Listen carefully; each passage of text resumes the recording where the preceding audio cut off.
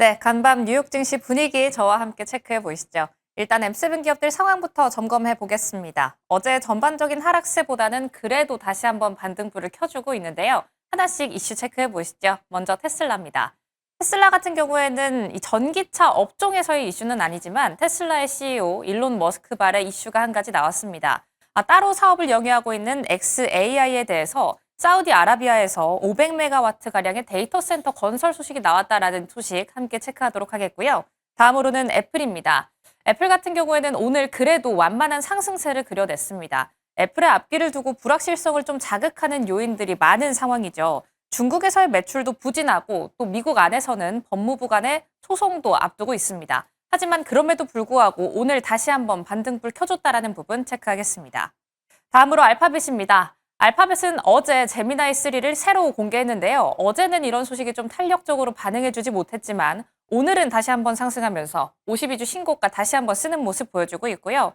마지막으로 엔비디아, 오늘 장 마감 이후 6시 20분을 기해서 실적 발표가 기다리고 있습니다. 잠시 뒤 저희와 함께 실시간 팔로우업 해보시죠. 그럼 다음 장 넘어가서 히트맵도 열어보겠습니다. 전체적인 분위기도 체크해 보시죠. 오늘까지도 엔비디아의 실적 발표를 기다리면서 움직였던 시장이었습니다. 오늘 그래도 11개 업종 중에서 기술주를 포함해서 6개 업종이 상승한 하루였는데요. 잠시 뒤 엔비디아의 실적 발표 그 안에서 체크 포인트는 무엇일지 체크해 보도록 하겠습니다. 그럼 반도체단과 AI단은 엔비디아를 주시하면서 어떤 이슈가 나왔는지 체크해 보시죠. 엔비디아의 경쟁업체 AMD도 한 가지 이슈가 나왔는데요. 레드스톤에 대한 공개 날짜를 발표했습니다. GPU 시장 안에서 엔비디아와 경쟁자를 좀 꼽아봐라 라고 하면 AMD, 브로드컴 여러 업체들이 있겠죠. AMD 같은 경우에는 12월 10일에 기해서 이 레드스톤의 차세대 AI 기반 그래픽 기술을 공개하겠다라고 이야기를 밝혔지만 오늘 그럼에도 불구하고 주가는 약보합권에 그치는 모습입니다. AI단에서는 이슈가 한 가지 더 나왔습니다. 국내 기업 안에서 기아차를 포함한 이슈가 나왔는데요. 브룩필드가 엔비디아와 기아차와 협업해서 1,000억 달러 가량의 AI 인프라를 공개할 것이다라는 이야기가 들려왔다라는 점도 체크하겠습니다. 각종 이슈들도 체크해 보시죠. 히토류단에서 이슈가 나왔습니다. MP 머티리얼즈 오늘 급등이 나왔는데요. 미국 국방부와 사우디의 합작 정제시설 설립 소식에 탄력적인 움직임 보여주면서 10% 넘는 급등이 나왔다는 점 체크하겠고요. 다음으로 원전 측에서는 콘스텔레이션 에너지가 오늘 6%대 급등을 보였습니다. 3마일 섬 원자로 재가동 계획을 지원받기 위해서 정부로부터 10억 달러가량의 대출 승인 소식이 나왔다라는 점도 확인하겠습니다. 계속해서 비트코인 흐름도 체크해드리고 있습니다. 오늘도 비트코인은 하락세를 면치 못했는데요. 관련주인 비트마인 그리고 마이크로스트래티지 오늘 10%대 급락했다라는 점 체크하겠습니다. 그럼 다음 장 넘어가서 엔비디아의 주요 체크 포인트도 확인해 보시죠.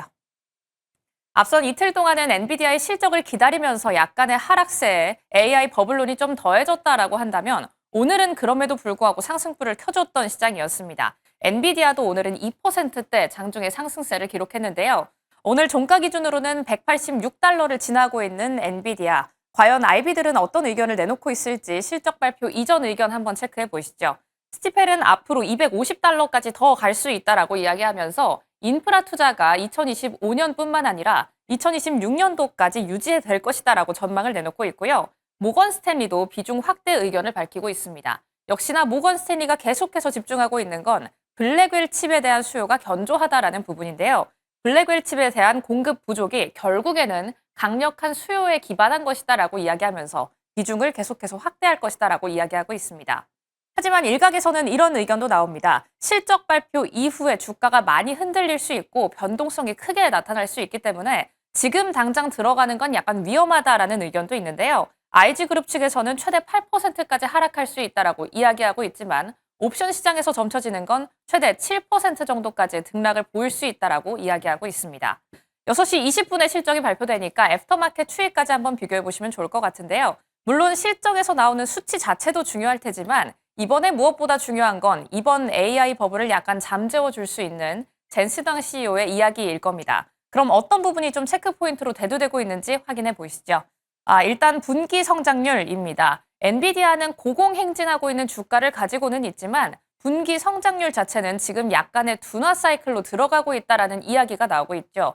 그렇기 때문에 매출과 함께 EPS 전망치 모두 써놓은 것처럼 시장 예상치를 뛰어넘는 것은 물론이고 이번에 주가가 상승을 탄력적으로 받아내주려면 55%가 넘는 성장률을 보여야 한다라는 일각의 의견도 제시되고 있습니다. 일단 매출 컨센과 함께 EPS 컨센 수치 자체 한번 비교해 보시면 좋을 것 같고요. 또 마지막으로는 역시나 수치 자체로 내놓는 앞으로의 청사진, 가이던스도 중요하겠습니다. 4분기 가이던스 어느 정도로 제시되어 있는지 함께 체크하고 넘어가시죠. 일단 엔비디아에 대한 기대치는 좀 높아져 있는 상황입니다. 엔비디아는 항상 실적 발표 때 정말 좋은 실적을 내놨다라는 것에 더해서 시장의 기대치가 참 크다라는 점도 한몫하고 있는데요. 이번에는 GTC 행사에서 엔비디아의 CEO, 젠슨왕 CEO가 남긴 한 가지 말이 있죠. GPU 5,000장을 팔아냈다라는 이야기 때문에 시장의 기대치는 점점 올라가고 있고 블랙웰에 대한 수요에 대한 기대치도 점점 올라가고 있습니다. 그렇기 때문에 이번 실적 발표에서 그리고 이어지는 컨퍼런스 콜에서 젠슨왕 CEO의 언급이 정말 중요할 텐니다. 마이클 버리가 이번 AI 버블 때문에 숏을 쳤다라고 이야기하는 것 중에 한 가지 근거로 대두되고 있는 GPU 감가상각은 어떻게 가져갈 것인지 정면 돌파를 할 것인지 여부 체크해 보셔야겠고요. 또 이번 AI 버블론을 좀 잠재울 수 있는 오라클이라던가 다른 기업단에 대한 언급도 있는지 확인해 보셔야겠습니다. 이렇게 실적 발표를 기다리면서 중심은 어떻게 잡아봐야 할까요? 지금부터 바로 고민해 보시죠.